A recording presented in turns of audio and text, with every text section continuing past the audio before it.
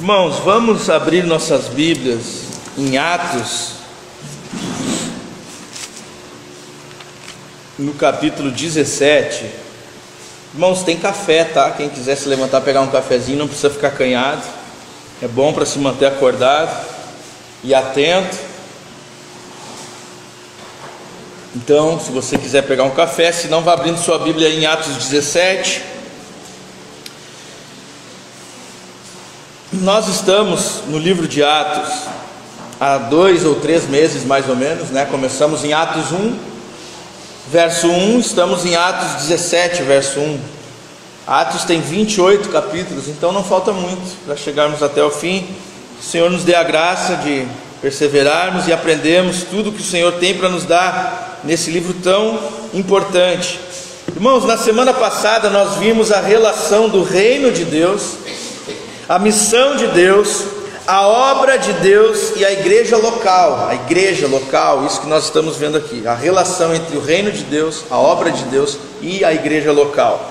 Na semana passada nós percebemos a luta e o envolvimento incessante de toda a igreja para plantar e estabelecer novas igrejas e encorajar, fortalecer as igrejas já existentes. Basicamente, se nós formos ler no livro de Atos, é só isso que acontece: missionários indo plantar novas igrejas, ou então missionários visitando igrejas que já existiam para encorajar, para fortalecer, para edificar aqueles irmãos.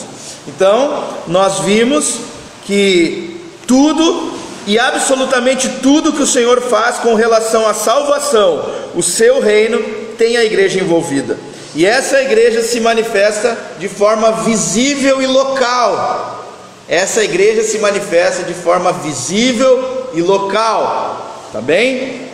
Aprendemos que a dignidade da igreja é equiparada e equivalente na Escritura à mesma dignidade de Jesus Cristo, que é o cabeça da igreja e ela o seu corpo. Nós vimos que quando Paulo persegue a igreja, Jesus aparece para Paulo e fala: Paulo, por que tu me persegues? Ou seja, a igreja tem a mesma dignidade que o próprio Jesus Cristo. Aquele que persegue a igreja persegue a Cristo. Aquele que rejeita a igreja rejeita a Cristo. Aquele que não se importa com a igreja, que é o corpo, não se importa com Cristo, que é o cabeça. Isso é um mistério, segundo Efésios 5.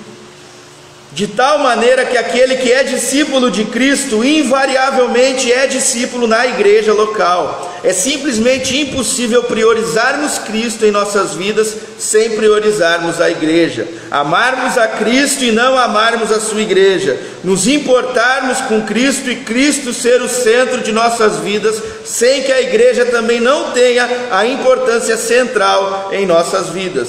Nós meditamos na importância e na urgência de resgatarmos o significado de igreja, porque hoje em dia o nome igreja está manchado em meio ao mundo que nós vivemos. A solução, irmãos, não é pararmos de dizer que somos evangélicos por conta do mau testemunho que os evangélicos dão, por conta de tamanha bobagem que é feita por meio dos evangélicos. A saída não é nós pararmos de dizer que somos evangélicos. A saída é nós defendermos o que é o verdadeiro evangelho. Por conta dos absurdos que a igreja moderna tem feito, a saída não é sairmos da igreja, não falarmos que somos da igreja, pelo contrário, é resgatarmos o valor da igreja. Essa é a saída, porque se nós não lutarmos pela igreja e pelo evangelho, quem vai lutar, irmãos? E o que será da próxima geração? Nós meditamos nessa importância e nessa urgente importância de resgatarmos o significado de igreja, se quisermos de fato cumprirmos o chamado de sermos discípulos de Jesus.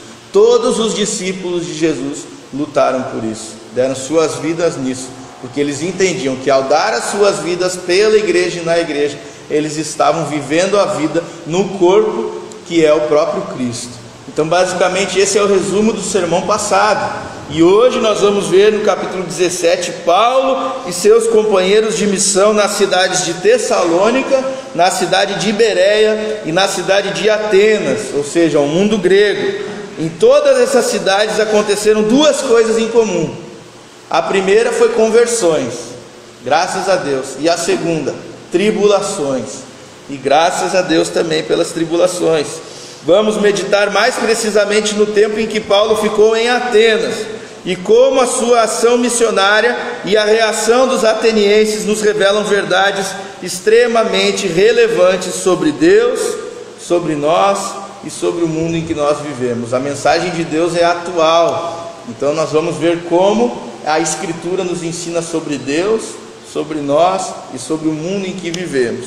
Então eu gostaria de fazer essa leitura com você com bastante calma e atenção, porque é um capítulo longo, tá? Então se esforce para entender o que está sendo lido e não ler mecanicamente. É uma narrativa, é uma história da missão que a igreja fez por meio de Paulo e os outros apóstolos. Vamos fazer a leitura, irmãos? Atos 17, a partir do versículo 1. Assim está escrito: passando por Anfípolis e Apolônia, chegaram a Tessalônica, onde havia uma sinagoga dos judeus. Segundo seu costume, Paulo compareceu à reunião deles e por 3 sábados examinou com eles as Escrituras, aplicando e demonstrando que era necessário que o Cristo sofresse e ressuscitasse dentre os mortos, e dizia: este Jesus que eu vos anuncio é o Cristo, é o Messias, é o Salvador. Alguns deles foram convencidos e uniram-se a Paulo e Silas, bem como um grande número de gregos tementes a Deus e muitas mulheres de posição.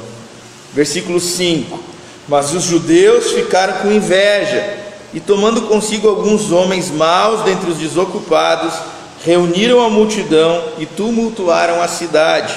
Então invadiram a casa de Jason, procurando Paulo e Silas a fim de entregá-los ao povo. Todavia, como não os encontraram, arrastaram Jason e alguns irmãos à presença das autoridades da cidade, gritando: esses homens que têm agitado o mundo chegaram também aqui. E Jason os acolheu. Todos eles procedem contra os decretos de César, dizendo haver outro rei, Jesus. Assim provocaram a multidão e as autoridades da cidade que ouviram essas coisas, mas recebendo fiança de Jason e dos demais, eles os soltaram. E de noite os irmãos logo enviaram Paulo e Silas para Bereia. Quando lá chegaram, foram à sinagoga dos judeus. Os de Bereia tinham mente mais aberta. Em algumas versões diz que eles eram mais nobres que os de Tessalônica, pois se mostraram muito interessados ao receber a palavra, examinando diariamente as Escrituras para ver se as coisas eram de fato assim. Desse modo muitos deles creram, bem como um bom número de mulheres gregas de alta posição e vários homens. Mas logo que os judeus de Tessalônica souberam que Paulo anunciava a palavra de Deus também em Bereia, foram para lá incitar e acirrar as multidões.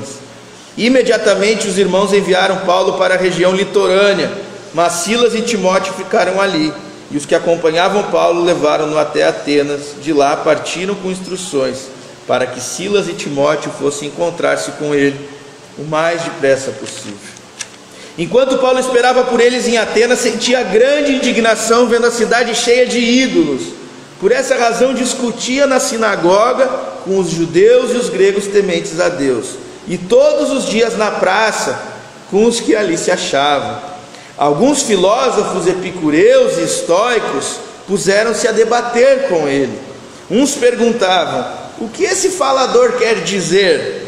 E outros diziam: parece ser propagador de deuses estranhos, pois Paulo anunciava a boa nova de Jesus e a ressurreição. Então o tomaram e o levaram ao Areópago e disseram: podemos saber que ensino novo é esse que falas? Pois estás nos anunciando coisas estranhas, portanto queremos saber o que é isso. Todos os atenienses, como também os estrangeiros que ali residiam, não tinham outro interesse a não ser contar e ouvir a última novidade. Então Paulo ficou de pé no meio do Areópago e disse: homens atenienses, em tudo vejo que sois excepcionalmente religiosos, porque ao passar e observar os objetos do vosso culto, encontrei também um altar em que estava escrito: ao Deus desconhecido. E é exatamente este que honrais sem conhecer, que eu vos anuncio. O Deus que fez o mundo e tudo que nele há, Senhor do céu e da terra, não habita em templos feitos por mãos de homens, tampouco é servido por mãos humanas, como se necessitasse de alguma coisa, pois é Ele mesmo quem dá a todos a vida, a respiração e todas as coisas. De um só fez toda a raça humana, para que habitasse sobre toda a superfície da terra, determinando-lhes os tempos previamente estabelecidos e os territórios da sua habitação, para que buscassem a Deus e mesmo tateando pudessem encontrá-lo. Ele de fato não está longe de cada um de nós, pois nele vivemos, nos movemos e existimos. Como também alguns dos vossos poetas disseram, pois dele também somos geração. Sendo nós gerados por Deus, não devemos pensar que a divindade seja semelhante ao ouro, à prata ou à pedra esculpida pela arte e imaginação humana.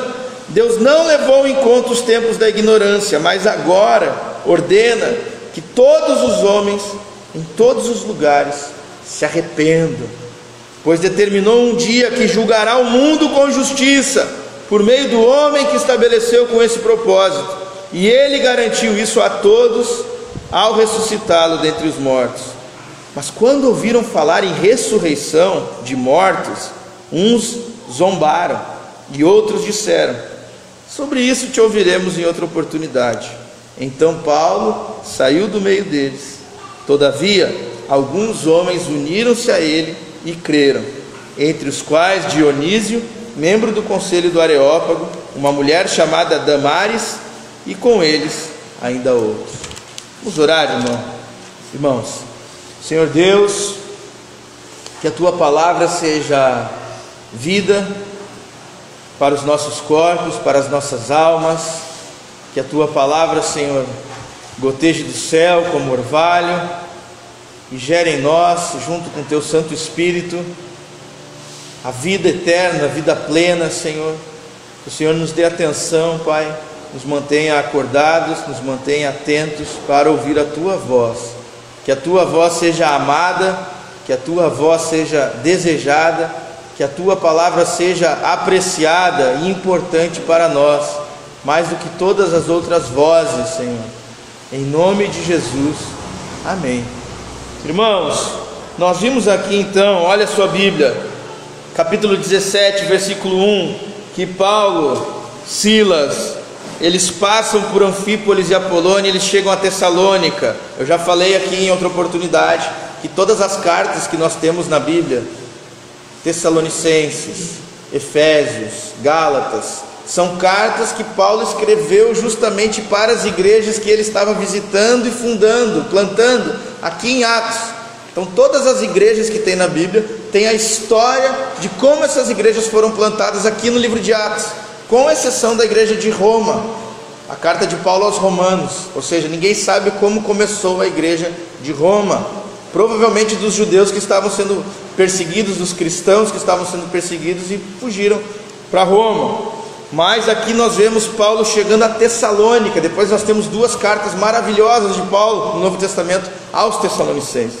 Então eles chegam e vão diretamente na sinagoga.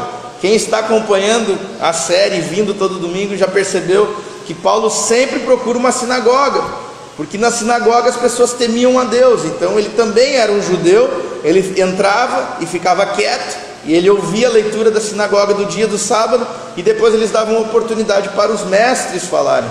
Então Paulo sabiamente mostrava como que toda a escritura apontava para Jesus, como que tudo apontava para Jesus.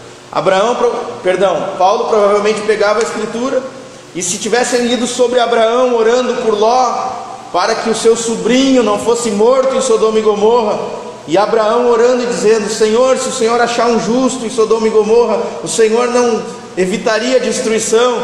Então Paulo pegava o livro e mostrava: Jesus é o justo que está aqui no meio de nós, para que o Senhor não destrua toda a terra.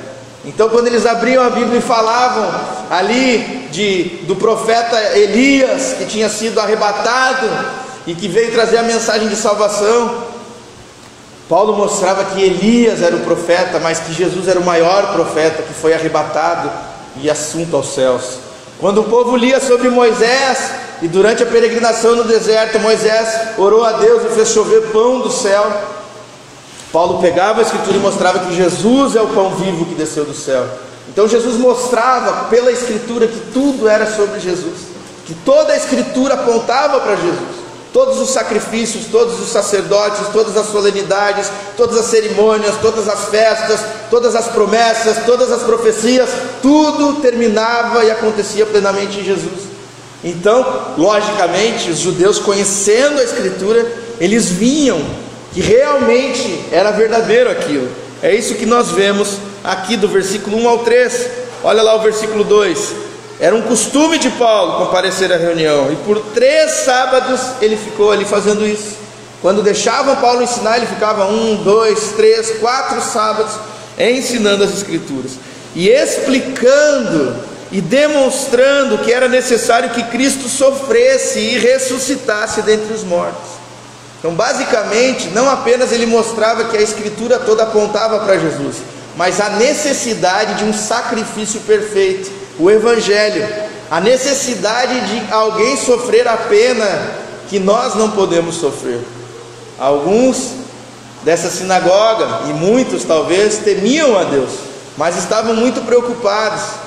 Por que eles estavam preocupados? Eles estavam preocupados com os seus pecados.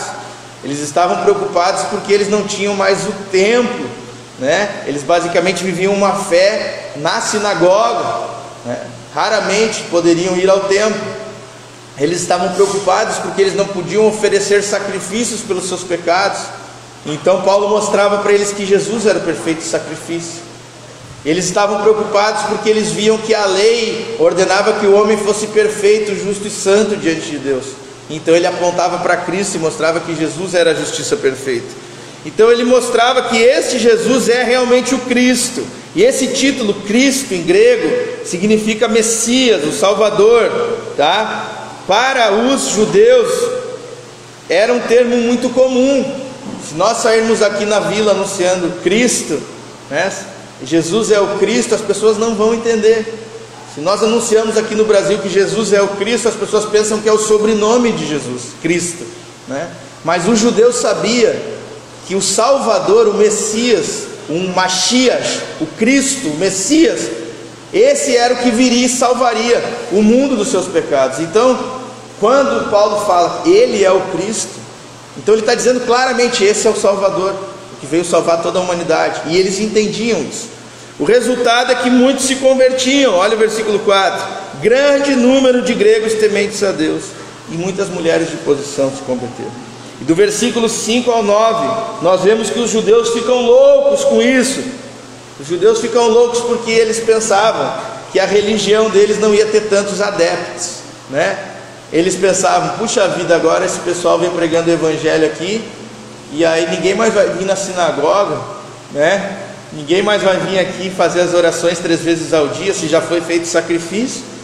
Nós vamos perder gente aqui. E eles mais preocupados com a religiosidade do que com a verdade, eles mais preocupados com a glória dos homens do que com a glória de Deus, eles então fazem um motim contra Paulo, eles perseguem os missionários. Olha só, eles ficam com inveja, versículo 5, tomam alguns homens maus, alguns homens para dar falso testemunho, provavelmente, também para perseguir e espancar os missionários.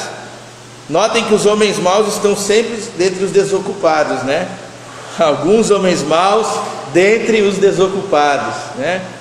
Reuniram a multidão e tumultuaram a cidade. Então eles invadem a casa de Jason, né? Jason era um homem bom, apesar do filme, né? Que depois deram o nome para ele. Então esse Jason aqui era muito bom. Ele tinha uma casa pertinho da sinagoga e ele abrigava ali os missionários. Então o pessoal foi direto na casa do Jason, tá? Esse era bonzinho. Então não encontraram, versículo 6, arrastaram Jason e alguns irmãos à presença das autoridades da cidade, gritando: esses homens que têm agitado o mundo chegaram também aqui. Então basicamente eles estavam dizendo que o evangelho causava alvoroço onde eles fossem, e que agora eles estavam ali também. Estavam acusando os apóstolos, os missionários, de pregar um outro rei, um outro reino, um outro imperador que não fosse César. Isso era proibido. Semana retrasada na China, destruíram uma igreja cristã, evangélica, que tinha 50 mil membros. Foi dia 8 de janeiro, destruíram 50 mil membros, porque na China você tem que assinar termos de compromisso que essa religião que está sendo feita ali, ela não vai ensinar nenhum costume contra o imperador, contra o império, contra o Estado. Ela vai se submeter a todo o ensinamento do Estado, do imperador, vai render culto ao imperador. E como a igreja cristã não se enquadrou, eles destruíram a igreja. 50 mil membros ficaram. Então, nessa época também não era qualquer religião que poderia surgir assim do nada, era necessária uma autorização. Então eles estavam acusando os cristãos de não serem autorizados por César, pelo imperador, pelo império, de estarem promovendo sedição contra César, porque eles diziam que Jesus era rei. Ora, se Jesus é rei, só pode ter, ou é Jesus ou é César, e eles não entendiam direito sobre o reino de Deus. E assim eles provocavam muito as autoridades e a multidão que ouviram essas coisas. Nos é dito no versículo 8. Então Jason paga a fiança e é solto junto com os demais. Olha lá, versículo 9. E no versículo 10 ao 12, então nós vamos ver a fuga de Paulo. Olha só, de noite os irmãos logo enviaram Paulo e Silas para Bereia. Então eles deram um jeito de à noite vazarem daquela cidade de Tessalônica, antes que piorassem as coisas. Então eles fogem e vão para Bereia, tá? Eles chegam lá e vão de novo à sinagoga. Olha lá, versículo 10, eles não param. Então no versículo 11 nos é dito que os de Bereia tinham a mente mais aberta. Em algumas versões eles eram mais nobres. Daqui surgiu o termo bem conhecido no meio evangélico, bereanos, né? Bem conhecido no meio evangélico esse termo. Os bereanos são aqueles que estão sempre se debruçando sobre a Escritura. Eles conhecem as Escrituras. Eles não são aquele povo que o pastor fala qualquer coisa, eles aceitam. Por quê? Olha lá o versículo 11. Eles se mostraram muito interessados ao receber a palavra, examinando diariamente as Escrituras para ver se as coisas eram de fato assim. Eles examinavam diariamente as Escrituras para ver se o que eles estavam falando era de fato assim. Os bereanos, eles eram mais nobres, tá? Então no versículo 12 nós vemos novamente muitas conversões, tá? Muitos se convertem. No versículo 13 nós vemos que de novo aqueles judeus lá de Tessalônica ficam sabendo que agora eles estão em Bereia. Então o que eles fazem? Olha lá, eles fogem novamente. Imediatamente, versículo 14, os irmãos enviam Paulo para a região litorânea. Paulo foge de Bereia e vai para o litoral, mas ele não vai pegar uma praia, ele vai pregar o evangelho. Silas e Timóteo ficam ali. Então no versículo 15 nos é dito que os que acompanhavam Paulo levam ele até Atenas, tá? E de lá partem com instruções para que Silas e Timóteo fossem encontrar-se com ele o mais depressa possível. Ou seja, Paulo não queria ficar sozinho. Paulo disse: olha, eu estou indo sozinho, eu estou fugindo agora à noite, só tem passagem para um, mas vocês têm que vir, pelo amor de Deus, vocês não vão me deixar sozinhos. Eu não posso ficar sozinho. Cristão sozinho é um perigo, tá? Paulo sabia disso. Então no versículo 16 nós temos a chegada de Paulo em Atenas. É um dos trechos da Bíblia mais importante no que diz respeito à missão da igreja. É um dos textos mais usados pelos missionários para ter como base como você deve discursar, como você deve pregar em uma cidade onde só tem pessoas que desconhecem toda a cultura judaica cristã. Era um povo que acreditava na mitologia, na filosofia, tá? Grega. Era um povo totalmente diferente. Lá havia templos de Artemis, Baco, né, Diana, Afrodite. Era uma cultura totalmente diferente. Então os missiólogos estudam muito esse texto para aprender como você deve chegar nessa cultura. E nós aprendemos muito aqui também. Então a partir do versículo 16 nós vemos que Paulo esperava por eles. E ele estava indignado, Paulo. Você já ficou indignado com alguma coisa? Algum dia você já ficou indignado? Tem dias em que você fica indignado? A indignação de Paulo era por causa da idolatria do povo, né? Davi dizia: rios de lágrimas caem dos meus olhos, porque a tua lei é quebrada. Teve um missionário que estava na Índia fazendo missões, e quando ele viu a estátua de Maomé e Jesus ajoelhado beijando as mãos de Maomé, ele ficou a manhã inteira chorando ali, e os missionários tentando tirar ele e ele não sair. E ele chorava e dizia que um mundo onde Jesus não é adorado, para ele é um inferno. E ele ficaria ali, daria vida até que os hindus se convertessem. Ali ele ficou. Paulo tinha esse zelo missionário, ele estava indignado com a idolatria. Ele não estava indignado com os boletos, ele não estava indignado que os irmãos não ligavam para ele, não mandavam mensagem no WhatsApp. Ele não estava indignado que a música da igreja não saiu como ele queria, né? Ou que ele não conseguiu a namorada, ou que ele não conseguiu comprar o carro, ou não foi tirar as férias na praia. Paulo não estava indignado com essas coisas, estava indignado com a lei de Deus que era quebrada, ele estava indignado com a idolatria do povo. O versículo 17 então diz: por essa razão, isso era um combustível para Paulo pregar o evangelho.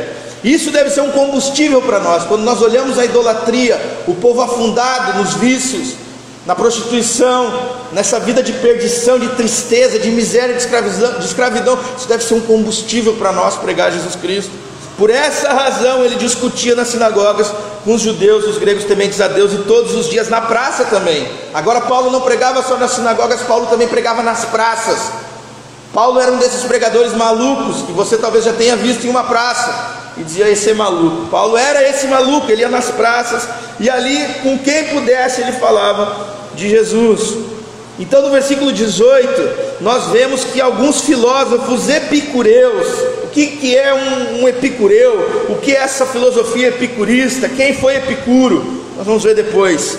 E estoicos também puseram-se a debater com ele. Eram dois tipos de filosofia que eu vou explicar logo mais.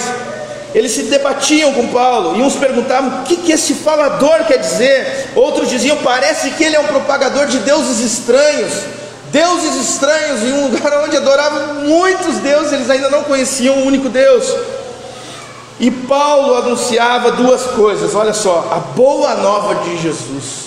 A boa nova de Jesus. Paulo não anunciava religiosidade, Paulo não anunciava costume, Paulo não anunciava boas obras, Paulo não anunciava ética, Paulo não anunciava filosofia, Paulo anunciava a boa nova de Jesus. Jesus veio ao mundo para nos salvar. Essa era a preocupação dele, e a ressurreição de Jesus. Duas doutrinas, a boa nova, o evangelho, tá? E a ressurreição de Jesus. Então nós vemos aqui do versículo 19 ao 21 que levam Paulo para o Areópago. O que é o Areópago? Era um local onde os gregos se reuniam ali geralmente para discutir questões. Era um tribunal, mas também era um local de debater sobre filosofia. Era uma mistura de fórum com uma academia, com uma universidade, para a gente entender assim de uma forma mais fácil. Então eles levam Paulo para lá. Esse nome Areópago é em homenagem ao Ares, que era um deus grego lá, que foi o primeiro homem a ser julgado numa guerra, num tribunal, tá? Então ele é levado para lá, e levam Paulo e falam: tá, agora a gente pode saber com mais calma o que está querendo dizer. Paulo conseguiu a atenção deles, tá? Então eles falam: tu tem anunciado umas coisas estranhas, nos fala o que é isso. Então, olha o que é dito no versículo 21, que todos os atenienses, como também os estrangeiros que ali residiam, não tinham outro interesse, ou seja, eles eram muito interessados pela religião, eles eram muito interessados pela filosofia, e eles estavam muito interessados em contar e ouvir a última novidade. Mas a motivação deles não era ouvir a verdade, a motivação deles não era conhecer a verdade, era conhecer a última novidade. Algumas pessoas vêm à igreja para ouvir uma novidade, né? Essa semana eu vi um amigo meu que postou assim no Facebook: amanhã estarei em tal lugar pregando, Deus me deu uma palavra nova, venha ouvir. Aí deixa aquele mistério, todo mundo fica: tal lugar, tal hora, né? Eu disse: meu Deus, misericórdia, né? Tem palavra nova? A escritura está aqui aberta, é só uma. Tem alguma novidade, né? Então, basicamente o cristão vem lembrar de coisas aqui todo domingo. A maioria das coisas que eu falo aqui todo mundo já sabe. Quando nós sentamos para ler a Bíblia, nós lembramos das verdades eternas que nós já sabemos, né? Nós não estamos preocupados em coisas novas. Tem pregadores que ficam extremamente preocupados: eu tenho que levar uma coisa diferente para a igreja, eu tenho que levar uma novidade, algo novo. Não! Paulo estava preocupado só em falar da boa nova de Jesus e da ressurreição. Eles queriam a novidade. Então do versículo 22 ao 31, nós não vamos fazer a leitura de novo, ele faz um sermão. Paulo faz um sermão para eles e prega para eles. Mas basicamente, em resumo, Paulo estabelece um ponto de contato. Isso todo pregador deve fazer. Ele fala: olha, eu estive passando aqui e eu vi que vocês são muito religiosos. Ou seja, ele elogia o povo. Isso é uma técnica de um orador, tá? Ele agrada primeiro os ouvintes, para que eles deem atenção para ele. Vocês são muito religiosos, eu vi que vocês... Alguns pastores começam o culto contando uma história deles. Essa semana aconteceu, e aí o povo se interte, acha engraçado, dá risada. Ele está quebrando o gelo. Paulo está fazendo isso. Então ele vai lá e fala: olha, eu vi que vocês são religiosos. Depois ele busca um ponto de contato com a multidão, tá? Alguns pregadores contam uma história dele. Por exemplo, se ele vai falar sobre oração, ele conta uma história dele, da família dele, aí depois ele conta que orou, e é sobre isso que nós vamos falar, sobre oração. Ele faz uma ponte, tá? Paulo aqui está fazendo uma ponte.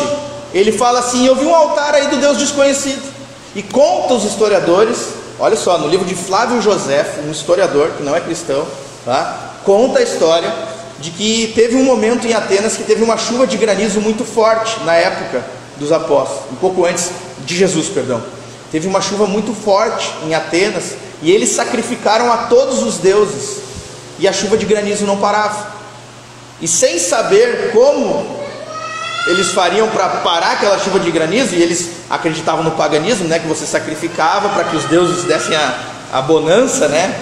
Então um dos sacerdotes levanta e fala assim: isso é coisa de um Deus que a gente não conhece, vamos sacrificar para esse Deus desconhecido.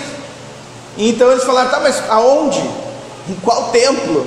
Não, vamos soltar todos os animais, e para onde eles forem nós vamos sacrificar. E eles soltaram tudo que eles tinham lá, e eles foram para o mesmo lugar, conta Flávio Josefo, e ali eles foram sacrificados. E ali eles ergueram um altar ao Deus desconhecido, porque parou a chuva de granizo. Então Paulo fala: é esse Deus que eu vim anunciar para vocês.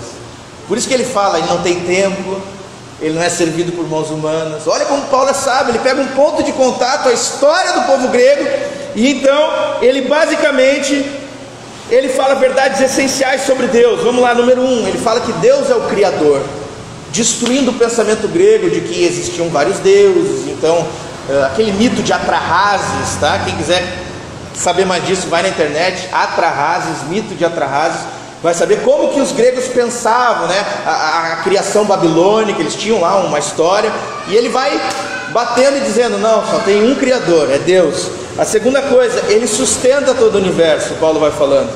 A terceira coisa, ele não é tribal, ele não é local, ele não está limitado só a um espaço, porque todo grego pensava que cada deus era o deus de uma localidade. O deus dos assírios, o deus dos atenienses, os deuses, era mais ou menos como na Umbanda, né? Na Umbanda tem a Iansana, que é das águas, a Iemanjá, que é das águas, o Herê, que é das florestas, o não sei que lá, que cada um é de um canto, né? Cada deus recebe uma terrinha, um território, né? Não sei se eles ganham escritura, se eles registram no cartório de imóveis, mas cada deus só tem um espaço. Paulo está dizendo: não, ele criou toda a terra. Esse Deus, ele é dono de tudo, ele é onipresente, ele é onipotente, ele é onisciente, ele é o único Deus verdadeiro.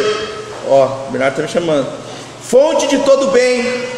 Ou seja, ele está dizendo que esse Deus, ele é a fonte de todo bem. Ou seja, dele que veio todas as chuvas, todas as colheitas, é dele. Por quê? Porque eles tinham o pensamento de que Zeus abençoava eles. Então ele está destruindo a cultura grega, ele está quebrando todos os pensamentos da mitologia, tá? Ele ensina que Deus foi compassivo, misericordioso, paciente. Ele está dizendo: olha, não levou em consideração a ignorância de vocês. Alguns leem esse texto e falam: então Deus não leva em consideração os nossos pecados no tempo da ignorância. Não, o texto está dizendo que Deus foi paciente.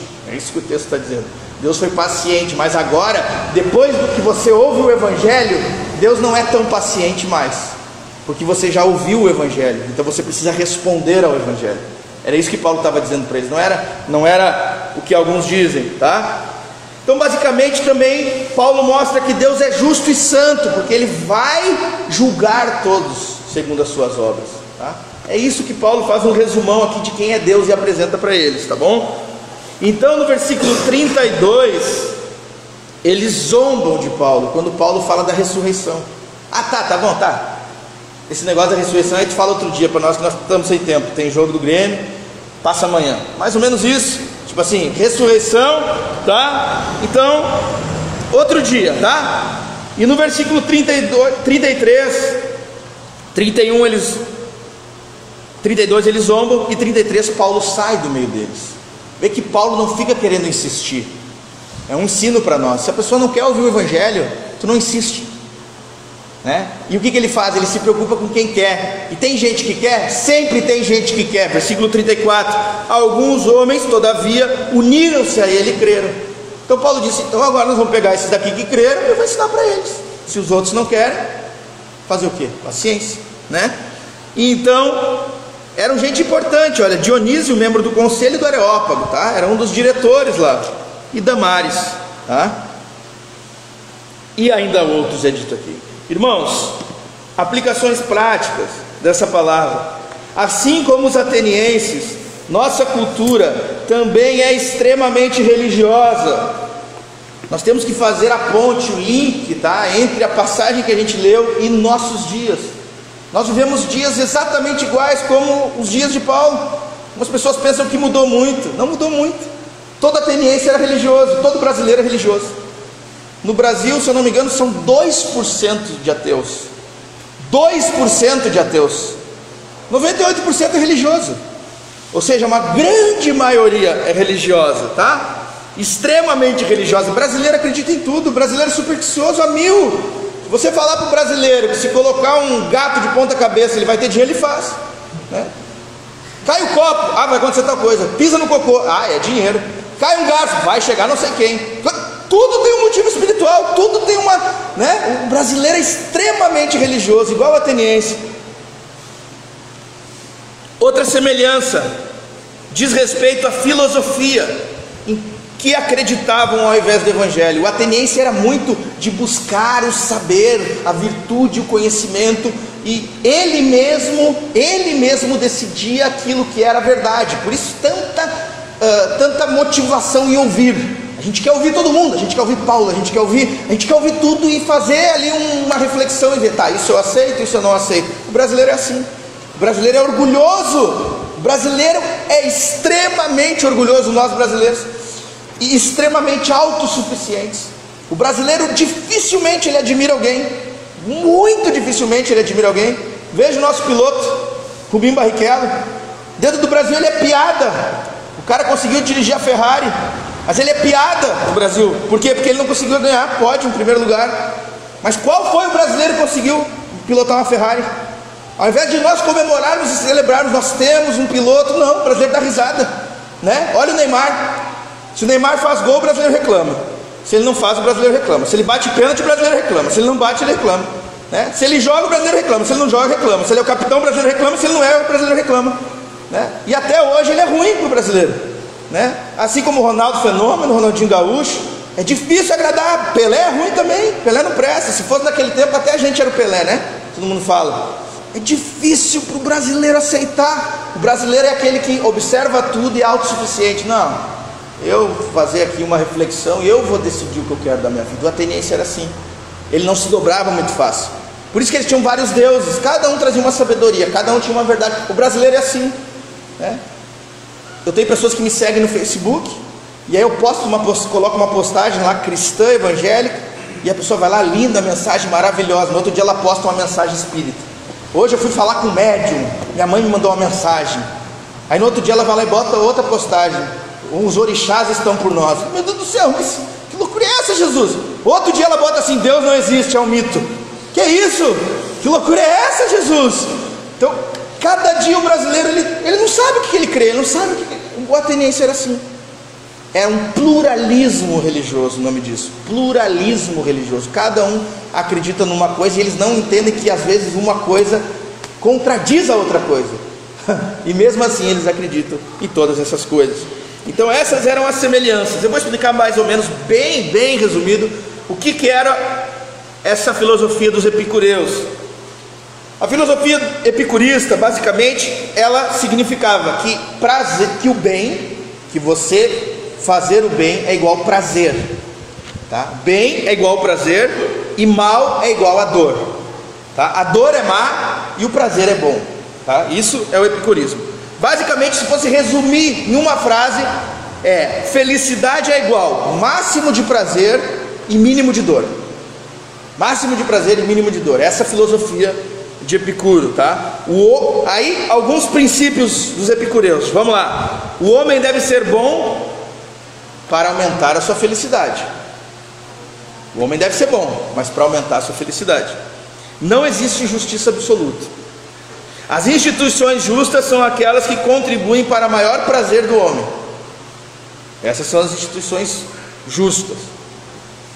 Um bordel, para eles, era justo, tá? Porque contribuía para o maior prazer do homem.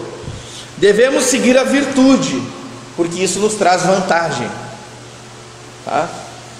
O mal não tem fim, ou seja, eles aceitavam o mal como algo que nunca teria fim. Então qual é a saída? Cultivar o próprio jardim ao lado de amigos que pensam como nós, amigos com temperamento parecido, tá? Basicamente dessa doutrina veio o hedonismo. O hedonismo é uma palavra que já a nossa geração conhece um pouco mais, tá? Que o pensamento hedonista é: comamos e bebamos porque amanhã nós vamos morrer. Ou seja, é viver o hoje, é carpe diem, buscar o máximo de prazer, tá? Os estoicos acreditavam na virtude. Os estoicos já eram um pouco diferentes. Os estoicos acreditavam na virtude como caminho para a felicidade. É aquele velho pensamento que tem aqui no sul muito forte, de que você tem que ser um cara correto, de que o teu fio do bigode tem que valer a palavra, né? Que eu sou um homem honrado, a ética, as coisas certas, o moralismo, né? Então o estoico basicamente ele acreditava na virtude, na ética e na capacidade humana e no individualismo, tá? Capacidade humana e individualismo eram exaltados. Eles podiam ficar imunes ao mal, eles acreditavam, pois este está fora do homem. Eles acreditavam assim: o mal está lá fora, aqui dentro de mim tem um mundo dentro de mim, e eu posso controlar todo esse mal para não me atingir. Então eles acreditavam que tinham domínio sobre os vícios, eles acreditavam que tinham domínio sobre as coisas externas que escravizavam o homem. Então a razão pela qual eles, em grande maioria, os atenienses, rejeitaram o Evangelho, por que eles zombaram de Paulo? Por que na maioria deles rejeitaram o Evangelho e as boas novas e a ressurreição de Jesus? É porque havia uma oposição muito grande, uma diferença muito grande entre Deus, o Deus que Paulo anunciava, o reino de Deus, e os deuses e a filosofia grega. Essa diferença está bem retratada no livro de Santo Agostinho. Se você for ler um livro lá de Santo Agostinho que diz a cidade de Deus, ele mostra duas cidades: a cidade de Deus, que é a Jerusalém, a igreja, o reino de Deus, e a cidade dos homens, que ele fala sobre Roma, os impérios romanos, tá? Então basicamente essa era a diferença entre a polis grega, a cidade grega, e a Nova Jerusalém, o reino de Deus. Por isso eles não podiam aceitar. E nós precisamos urgentemente atentar para todos esses pontos que eles rejeitaram, porque a cultura grega era muito forte. A cultura grega era muito forte. Ontem à noite eu estava conversando com um irmão aqui da igreja e ele postou que estava ouvindo uma música lá no Facebook. Vocês sabem que aqui na igreja a gente é aberto quanto aos costumes, né? Usos e costumes. Todo mundo pode decidir seus usos e costumes, aquele que vai vestir, aquele que vai ouvir. Mas eu conversei com esse irmão e disse assim: olha, quando está ouvindo essas músicas não é bom sinal. E ele disse: é verdade, né, pastor? Porque eu não posso ser que nem Sansão, que ficou flertando com a cultura dos filisteus. E é verdade. Nós temos que cuidar, né? Não é porque nós somos livres e podemos desfrutar de tudo, não é que tudo edifica, né? Tem coisas que não edificam, tem coisas que não fazem bem. Só que a cultura grega era muito forte, e isso é muito semelhante ao que nós vivemos hoje. Hoje a cultura aqui no Brasil, do liberalismo, do ateísmo, do machismo, a exclusão de Deus. Por exemplo, se você fala que é pastor, todo mundo te olha torto. Se você fala que é homossexual, todo mundo bate palma. Se você fala que é evangélico, todo mundo te olha assim: evangélico é má pessoa. Se você fala: não, eu luto pela causa aí dos partidos comunistas. Os partidos comunistas fuzilaram milhões de pessoas. A pessoa fala: ah, que legal, da causa também, que massa, tá na luta, tá na batalha, companheiro. É um mundo maluco, onde os padrões estão totalmente invertidos. É legítima a causa feminista nesse mundo? É legítimo. A mulher tem que ter dignidade? Tem dignidade. A mulher deve lutar por dignidade? Deve lutar por dignidade. Agora, a mulher não cortar o pelinho da axila, dizendo que isso é uma imposição patriarcal machista, para que a mulher seja usada pelo homem, é ridículo, né? Falta de higiene, gente, pelo amor de Deus. O mundo está tão maluco que estão promovendo o aborto, não é nem autorizando, é promovendo, a ponto deles promovendo a promiscuidade. É só ver os últimos funks que são lançados aí, né? E tudo é bonito. Se vocês forem ver 1987, o prêmio dos 10 maiores músicos brasileiros, estava lá Chico Buarque, Roberto Carlos, Marisa Monte, Legião Urbana, né? Só gente inteligente, música boa. Os 10 prêmios de 2007, 2014 agora, 30 e poucos anos depois. Anitta, MC não sei o que lá, Maiara e mais não sei o que lá. O mundo está acabando, gente. O mundo está acabando. Há uma imposição de uma subcultura totalmente contrária a tudo que é judaico-cristão, a tudo que diz Deus. É contra a família, é contra Deus, é contra a ética. Olha a arte. Por que vocês acham que hoje você chega no museu de arte e tem lá um homem pelado e uma criança? É a arte impressionista deles. Por quê? Porque eles dizem, olha só, por que Van Gogh é artista? Por que Michelangelo é artista? Isso só porque os burgueses admiravam esse tipo de arte. Por que eu não posso subir numa escada, como aconteceu agora na Alemanha? Uma mulher fez isso, ela colocou cápsulas de tinta na vagina dela e ela fazia força e caía a tinta num cartaz e exporam lá como a obra maior do Museu de Arte Impressionista. Por quê? Porque só porque eu sou favelado e não pode apreciar minha música? Por que a música de Beethoven é boa? Só por causa dos burgueses? Por que o meu funk não tem que ser incluso? Porque vamos mudar isso, vamos virar isso, vamos fazer que a arte agora para o povo popular, pro povo. Aí, se eu acho que esse copo de cabeça para baixo é arte, quem que diz que não é arte? Gente, uma loucura, uma loucura. Por isso que os homens estão usando saia, salto alto. E aqui eu não estou com moralismo, eu estou só mostrando como a sociedade, a cultura em que a gente vive, ela é anticristã por natureza. Ela está se revoltando contra tudo que se chama Deus. Ela é muito forte, então nós temos que cuidar muito para que isso não influencie o nosso viver, para que as essências da vida de Cristo em nós não sejam atingidas. Em primeiro lugar, para os atenienses a felicidade era medida pelo máximo de prazer e o mínimo de dor. Então, se você tem esse pensamento ainda sendo cristão, você foi totalmente influenciado pelo mundo, pela cultura em que nós vivemos. Máximo de prazer, mínimo de dor. Eu vi uma reportagem da BBC essa semana, um cientista mostrando que agora a adolescência vai mudar.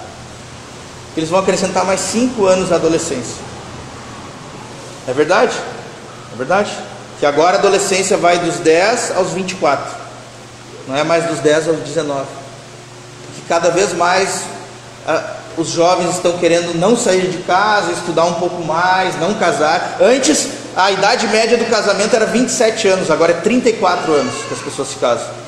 Então o homem está prolongando a sua adolescência. E daqui 10, 20 anos, provavelmente, né, vai prolongar até os 27, até os 35, e depois até os 40, né? Então, irmãos, eu vi um cientista também da BBC falando, biólogos falando que por conta do videogame, eu não sou contra o videogame, nem a Bíblia é contra o videogame, mas por conta dos jovens ficarem 1, 2, 3, 10, 15 horas jogando videogame, jogos de computador, a substância de prazer, a endorfina e outras, dopamina, que o cérebro liberta, a emoção ali jogando naqueles jogos, é tão grande, e essa substância também que é liberada na pornografia, porque todos os jovens estão afundados na pornografia, isso tem gerado um mal tão grande, que eles acreditam que daqui 30 anos não haverá homens no mundo, homens que saiam para trabalhar, porque eles acreditam que o esforço do trabalho para a recompensa do salário é muito pouco, então eles não querem sair para trabalhar. Nós temos uma juventude que não quer trabalhar, ela não quer estudar, ela não quer fazer nada, porque isso não dá prazer. Esse é o pensamento moderno, não dá prazer, eu não faço. Olha a dificuldade que é convencer uma pessoa que ela tem que casar. Ela pensa, casar eu para quê? Vou sofrer? Vou me doar? Não há problema para mim? Então é o pensamento que impera no nosso mundo, é esse: máximo de prazer, mínimo de dor. Eu não posso sofrer de forma nenhuma, eu não posso sacrificar de forma nenhuma, eu não posso me esforçar de forma nenhuma, eu só quero prazer. Esse é o pensamento. Mas, precisamente, a religião dos atenienses era um facilitador da vida deles. Eu vou buscar uma religião para quê? Para me dar prazer, para facilitar a minha vida, tá? Eles buscavam os mestres, os filósofos, os sacerdotes, para resolver os problemas deles. E não é assim hoje na igreja moderna. O pastor está perdendo o lugar dele, agora eles têm coaching, personal pastor, né? A igreja tem mania, deu um problema, meu gato se engasgou. Espera aí que eu vou ligar para o pastor.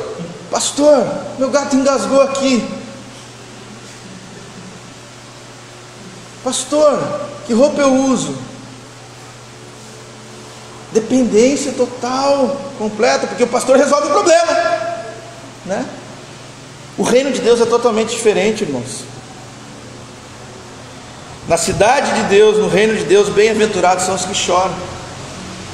É o oposto. No reino de Deus, nós sabemos que nem tudo são flores. Na vida real, na vida comum, nós sabemos que existe muita dor, muito sofrimento, muito esforço, que a gente não é quem a gente quer ser, que nosso marido, a nossa esposa não é quem a gente queria que fosse, que aquela pessoa que está ao nosso lado tem muitos problemas, né? Que os nossos amigos são maus amigos, muitos, que não suprem a nossa expectativa. A igreja que a gente congrega não vai também suprir todas as expectativas. Você vai se frustrar com a sua igreja local, apesar dela ser boa. Que o seu pastor também é fraco e frágil, e um homem cheio de fraqueza, e que esse mundo vai ter dor, as pessoas vão ser injustas, e que bem-aventurado é o que chora, porque o que chora sabe que em meio a tudo isso, a dor e o sofrimento, Deus está com ele como um bom pastor ali. E a alegria de Deus e a alegria do reino de Deus é a alegria em saber que Deus está presente, apenas isso. Isso é suficiente. Deus está presente em meio ao caos, por isso eu me alegro. Eu tenho um amigo pastor lá de Porto Alegre, pastor Jack. Há 10 anos a esposa dele não podia ter filhos, eles tratando há muitos anos. Ela engravidou, festa, foto, toda a igreja alegre. Ontem perderam o filho, 3 meses. Tem amigos pastores que são tirados do seu lugar de pastores. Tem amigos pastores que são bons pastores e a mulher o abandona. O filho nasce doente, cego, surdo. A vida é assim.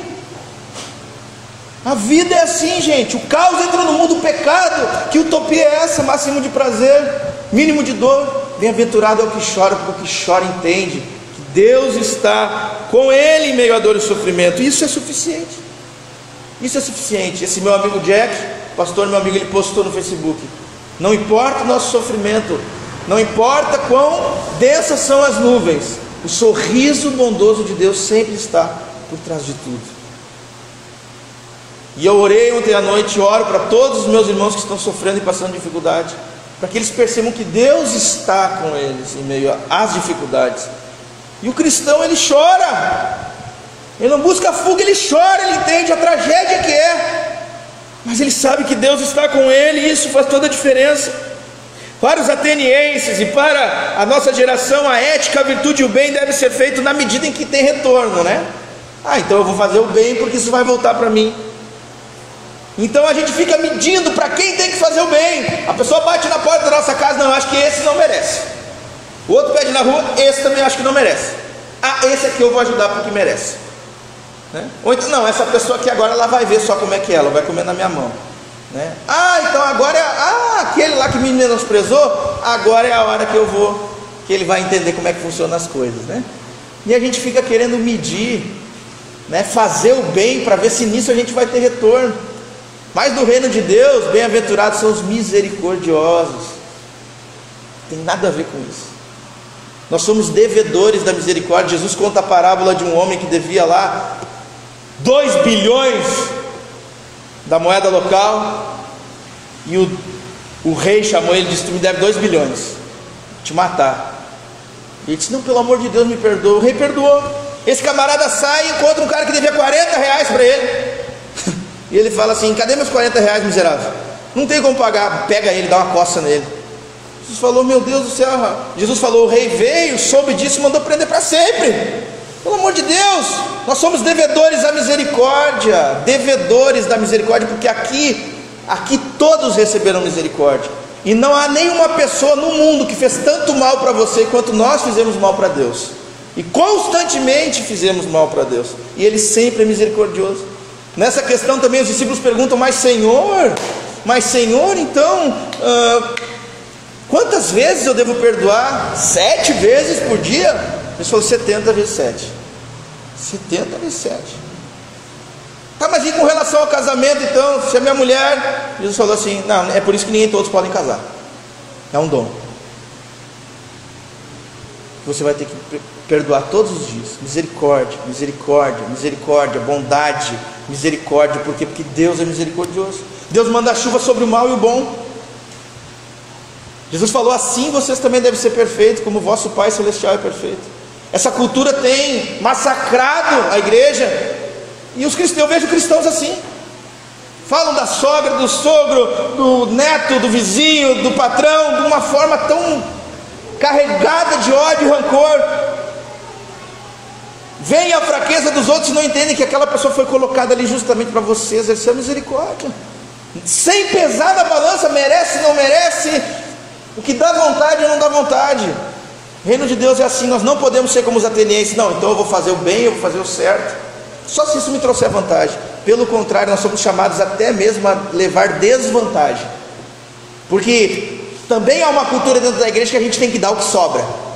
Eu só posso ajudar na medida que não vai me atrapalhar, né, pastor? Da onde veio isso? Da onde que veio isso? Não, eu vou ajudar a pessoa, mas eu não posso botar lá em casa para morar, porque senão também vai atrapalhar minha família, né? Claro que tem casos que não é sábio ajudar e fazer certas coisas, mas vocês entenderam o que eu estou dizendo, né? A gente pega e põe uma barreira, não, isso aqui vai tocar, não, se eu der isso aqui eu não vou poder viajar, não, se eu desse meu tempo aqui eu não vou poder jogar futebol, não, aí não dá, pastor, não dá. Por isso que Jesus falou que a viúva lá, ela fez a adoração perfeita, porque ela deu do pouco que tinha, deu tudo. Isso aqui não é pregação para ganhar dinheiro, você sabe bem como funciona a igreja aqui, não tem nada a ver com isso, tem a ver com o coração, tem a ver com a disposição de também sofrer, porque quando Jesus foi crucificado, ninguém foi com Ele, todos abandonaram, todos que falavam, não, eu vou contigo até a morte, Senhor, eu estou disposto, largaram, e Ele foi para a cruz. E às vezes quando a gente precisa, e mais precisa, é o momento que o outro vai ter que sacrificar a finança, o conforto. Mas essa cultura de fazer o bem com o mínimo possível, que não me toque, que faça bem, tem dominado também a nossa época. Isso não pode atingir nossos corações. Para os atenienses, o mal não tem fim, logo é melhor criar uma subcultura, o próprio Éden, né? Para os atenienses eles diziam assim, bom, o mal está aí fora, então o negócio é a gente buscar comer, beber e morrer. Vamos buscar o máximo de prazer a todo custo. É o que Provérbios, eu dou um conselho para vocês, leiam Provérbios, até vocês decorarem todos os 31 capítulos de Provérbios. Provérbios é um livro que deve ser lido de dia e de noite. Quando tu acordar, a primeira coisa que tu faz, antes de olhar o teu Facebook, lê um capítulo de Provérbios, e ora. Antes de dormir, lê outro capítulo de Provérbios, e vai lendo e relendo, lendo e relendo. O tempo inteiro Provérbios fala da sabedoria, temor a Deus, sabedoria, piedade, e o tempo inteiro ele fala do tolo, do impiedoso, do insensato, do que não atenta para Deus, e ali ele vai falando sobre a loucura que é não temer a Deus, a loucura e a tolice que é não temer a Deus. Mas a nossa época, né, um prazer desenfreado, a ponto dos cristãos acharem que os mandamentos são ultrapassados, né? É difícil convencer a igreja de que a lei ainda, né, baliza a moralidade. A maioria das perguntas é, pastor, fazer tatuagem é pecado? Não é pecado, filho, fazer tatuagem. Pastor, tal coisa é pecado? A preocupação não é, isso agrada a Deus, isso faz bem, exalta a boa vontade, o prazer de Jesus. Não, tipo assim, é pecado. É pecado. Se é pecado, se não é pecado, eu faço. Não é uma preocupação. com aquilo que é justo, aquilo que é santo, aquilo que é bom. No reino de Deus, bem-aventurados são os limpos de coração, porque eles verão a Deus. Bem-aventurados é mais que felizes, mais que felizes. O pensamento ateniense era: não, mas agora ele vem trazendo esse negócio de arrependimento aí, Paulo, como assim? A gente quer fazer tudo que a gente tem vontade, eu não posso aceitar isso. Mas no reino de Deus, bem-aventurado é aquele que tem o coração limpo, aquele que aceitou dedicar, se consagrar absolutamente a Deus a sua vida, totalmente a Deus a sua vida, cada segundo da sua existência a Deus, cada pensamento seu a Deus, cada conversação sua a Deus. É aquele que é piedoso, segundo Provérbios, aquele que teme a Deus, aquele que quer fazer da sua vida um lugar onde o nome de Deus vai ser santificado. Os puros de coração. Em quarto lugar, para os atenienses não existia justiça absoluta, nunca haveria paz. Então eles buscavam por meio das suas filosofias, da sua ética, a salvação, a messianidade. Ou seja, para o ateniense, a religião era um meio de se salvar. Para os cristãos, a religião não nos salva do caos desse mundo no aqui e agora. Entendam isso. O aqui e agora não vai mudar. Para o ateniense, acabava que eles pensavam que mudava. Era tipo a religião para eles era salvadora. Para nós a fé não nos salva no presente momento, no sentido de que vai mudar todas as coisas do aqui e agora, tá? No reino de Deus nós aprendemos que bem-aventurados são os pacientes, né? Os pacificadores, os mansos. Por quê? Porque eles entendem que a ira do homem não opera a justiça de Deus. E esse versículo tem que ser decorado pela igreja. Vou explicar melhor. Você está no trânsito, aquele cara faz aquela barbeirice, a ira do homem não opera a justiça de Deus. A justiça de Deus não vai vir agora. Não adianta gritar, esmurrar aquele cidadão, buzinar, não adianta. A ira de Deus não opera a justiça do homem. Aquela pessoa que você convive, que insiste em viver em pecado, fazendo mal para sua família, não adianta se irar. A ira do homem não opera a justiça de Deus. Não vai adiantar. Bem-aventurado é o manso, o paciente, o pacificador, porque ele sabe que está esperando o Messias vir, e ele espera pacientemente, de forma mansa. Ele é manso, ele é pacificador. Ele não tenta fazer da religião uma coisa, sabe? Vamos explodir todo mundo então, em nome da religião, em nome da fé, né? Ou considerar os outros piores, como os cristãos fazem, né? Aquele lá é mundano, aquele lá é ímpio, é pecador, né? Orgulho, não, manso. Olhem para Moisés. Moisés pega o povo escravo, sabe o que é escravo no Egito. Aí Moisés tira o povo da escravidão. Aí os caras reclamavam: esse Moisés aí tirou a gente lá era bem melhor. Que? Lá era bem melhor. Eu estou levando você. Como assim lá era melhor? Sim, lá a gente tinha comida, que nem presidiário. Bom, pelo menos lá tinha comida, né? Tinha lugar para dormir. Incrível a paciência de Moisés, o homem mais manso sobre a terra. Incrível. O povo o tempo inteiro reclamando, o tempo inteiro ofendendo, o tempo inteiro criticando, o tempo inteiro detonando Moisés. Ele vai lá e se ajoelha: Senhor, tem misericórdia do teu povo. Moisés fica 40 dias com Deus no monte. O povo faz um bezerro de ouro e dança e fala: esse é o nosso Deus. Moisés desce, Deus fala: eu vou matar todo mundo. Moisés: se vai matar todo mundo, então mata eu também. Que isso? Como que Moisés podia ser tão misericordioso, tão manso com o povo? Moisés, ele via na injustiça do mundo a necessidade de Jesus, e Jesus fazia isso também. Jesus no mundo, ele se compadecia, ele olhava para as multidões e dizia: são como ovelhas sem pastor. A Bíblia fala que Jesus olhou Jerusalém e chorou. Nós cristãos, quando olhamos a injustiça no mundo, ao invés de ter soberba, de querer ficar irado, a gente deve chorar e ver a necessidade que esse mundo tem de salvação de Jesus. Ser manso, esperar, ser pacificador, dizer para aquela pessoa: olha só, filho, sabe, em vez de bater no cara do trânsito, olhar para ele com paciência, com mansidão. Poxa, esse cara aqui, só Jesus voltando, terminando essa lástima da vida dele. E nem adianta eu falar com ele, não vai entender. Se eu bater na cara dele, não vai adiantar. E se eu falar com mansidão, também não vai adiantar. Isso deve doer no nosso coração. e fazer com que a gente seja pacificador, manso, esperar, tá? Já estou terminando, gente. Para os atenienses, a razão estava dentro deles. O ateniense tinha um negócio que estava sempre, a razão era dentro deles, tá? Eles definiam o que era certo. No reino de Deus nós aprendemos que somos pobres de espírito. O ateniense, ele acreditava ser virtuoso, que ele tinha virtude, que ele tinha ética, ele era bom, né? E quantos cristãos se acham bom hoje em dia? A maioria se acha bom, né? Se acha muito bom. No reino de Deus nós aprendemos que bem-aventurados são os pobres de espírito. O que é alguém pobre de espírito? Aquele que reconhece: eu não tenho nada, nenhuma justiça existe em mim, nada, nem quando eu faço bem, tudo em mim é injusto. Bem-aventurados os pobres de espírito. Ou seja, nós somos diferentes dos atenienses. Nós não acreditamos que podemos ser bons e fazer o melhor e ser os melhores, né? Como os judeus ou como algumas seitas que tem por aí, que dizem que os mandamentos de Deus são fáceis de cumprir. É fácil, amarás o teu próximo como a ti mesmo. Amarás o teu próximo como a ti mesmo. Quanto tu gastou essa semana em pizza, sorvete e X, Michel? Ama o teu próximo como a mim mesmo. Semana que vem tu paga para mim. E fica sem comer. E paga para mim daí. É como ama a si mesmo. Como ama a si mesmo. Tudo que tu faz para si mesmo, para o teu bem, tu faz para o próximo. Fácil. Amarás o Senhor teu Deus de todo o teu coração, entendimento e força. Fácil. Barbada, né? Ser misericordioso, perdoar as ofensas com alegria, de todo o coração. O cara te fechou no trânsito, de todo o teu coração, vai abençoado, passa, né?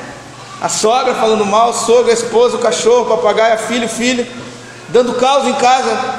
Não tem como, a gente vê constantemente: eu não tenho amor, eu não tenho misericórdia, eu não tenho bondade, eu sou egoísta, eu sou pobre, Senhor. O cristão é aquele que entende: eu sou pobre, eu preciso de misericórdia, eu preciso de graça, eu não preciso de justiça. Se vier justiça eu estou morto, eu sou pobre. O ateniense é orgulhoso. Por isso eles não podem aceitar o evangelho de Paulo. Em penúltimo lugar, para os atenienses, a virtude era plenamente possível, e a liberdade dos vícios contra o mal, a imunidade contra o mal era plenamente possível. Ou seja, eles acreditavam que essa injustiça que existia lá, isso não tocava eles plenamente. O cristão tem fome e sede de justiça. O cristão tem fome e sede de justiça. Ele simplesmente... Você já passou fome? Não é vontade de comer pizza, é fome. Fome. Quem já passou fome vai saber o que eu estou falando. Fome é não ter. Bateu o horário ali, não tem. Vai passando as horas e não tem. Isso é fome. Você fica desesperado. Desesperado. O pior jejum que eu fiz na minha vida, é pior que ficar sem comer, é pão e água. Experimenta ficar uma semana comendo pão e água, para tu ver o desespero que é tu ir para um pão, comer aquele pão, e aquele pão não sacia a tua fome. Parece que tu fica louco. Tu toma água, tu come pão e não passa a tua fome, e tu come outro pão e não passa a tua fome. Tu fica com a barriga cheia, não consegue comer mais. Tu está morrendo de fome, passa 2 horas, tu pensa: agora eu vou comer outro pão. Tu come e não passa fome. Não passa fome, o pão não mata a fome, só pão não mata a fome. Começa a te dar um desespero: eu preciso comer, e tu não importa mais nada, o que importa é comer. Sede, fome de justiça, é isso? Quem já trabalhou aí no calor do sol há muito tempo, a desespero por uma água, sede, esse desespero pelo reino de Deus, pela justiça de Deus. O cristão não acredita: tá bom aí lá fora. Tem gente que fala, né? Se for crise, não é? Se for crise, que continue, né? Continue a crise? Como assim? A gente tem que ter fome e sede de justiça, saber que é importantíssimo Jesus voltar logo, porque senão, do jeito que está, é impossível. E por último, para os atenienses havia uma busca pelo status. O grego gostava muito do status, tá? Gostava muito da aclamação da sociedade. O grego, ele buscava toda essa virtude, essa ética, essa filosofia, porque ele queria ser bem visto na sociedade, tá? Mas nós, que somos igreja, nós somos chamados também a sofrer, e a Bíblia fala que bem-aventurado nós somos quando fomos maltratados, perseguidos e fizerem o mal contra nós. A gente não precisa ter o status da nossa família, o reconhecimento. Até acontece coisas estranhas. Eu estava conversando com um rapaz aqui do bairro, eu levei ele em umas reuniões dos homens e ele se converteu. Só que ele está congregando em outra igreja, lá onde os parentes dele congregam. E ele falou que a mulher dele começou a incomodar ele, de todo custo, ele na igreja. Antes o cara ia para o bar, agora ele vai para a igreja. Antes o cara gastava com jogo, agora não gasta mais. Ele se tornou melhor marido, mas ela não quer que ele vá para a igreja. Às vezes acontece, gente. Às vezes acontece. A gente é perseguido. Às vezes tu era o pior ímpio da tua empresa, não dava problema, né? Todo mundo achava o máximo lá na empresa. Aí tu se torna cristão, começa a fazer tudo honesto, todo mundo olha torto. Que isso? O mundo está cabeça para baixo. Começa a perseguir a gente, né? Bem-aventurados nós somos, irmãos. Terminando as 7 coisas que fizeram os atenienses rejeitar o Evangelho, nós devemos meditar profundamente no quão enraizado o Evangelho está em nossos corações, o quanto que o reino de Deus foi recebido por nós de forma verdadeira. Quanto o reino de Deus foi recebido por você? Você tem que fazer uma reflexão. O quanto essa cultura tocou em você. Presta atenção em mim, irmão. O Rodrigo é bonito, mas a palavra de Deus é mais. A Bebê também. O quanto essa cultura toca, muda a gente, influencia a gente. Nós precisamos meditar profundamente entre o reino de Deus e o reino dos homens, entre a glória de Deus e a glória dos homens, entre as escrituras ou a cultura, o que vai definir a nossa vida, entre o Deus verdadeiro ou a idolatria, entre a ressurreição, o mundo por vir ou aqui agora, entre o arrependimento verdadeiro ou a religião, entre sermos cheios do Espírito e sermos cheios de nós mesmos. O mais triste, sabe o que é, irmãos? Que todas as expectativas dos atenienses estavam em Jesus, estavam no Evangelho. O mais triste de olhar para a nossa sociedade, para a nossa época, é que tudo aquilo que a nossa época anseia está no Evangelho. A dignidade que a feminista quer, a igualdade que o socialista quer, tudo está em Cristo. O amor, o respeito, a alegria, a felicidade, a generosidade, a paz, tudo está em Cristo.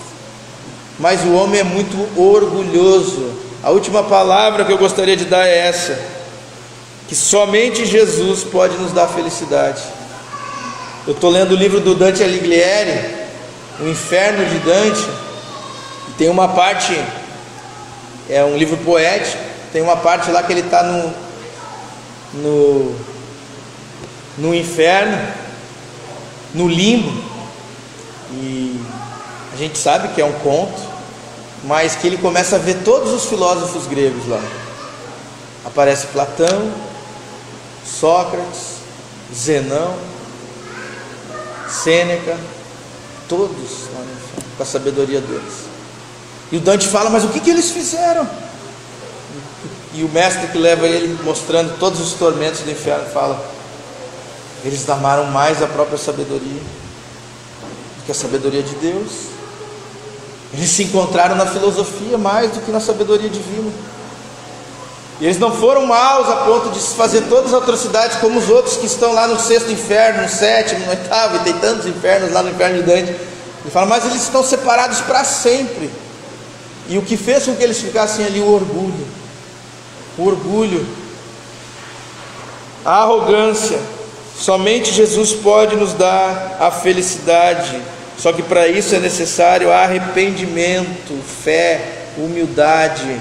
Arrependimento, fé e humildade. Nós precisamos rever o nosso testemunho perante o mundo como igreja, e rever a nossa postura mediante Deus, se de fato nós temos o Evangelho como verdadeiro, ou se a cultura tem nos influenciado a tal ponto de nós fazermos acordos com Deus.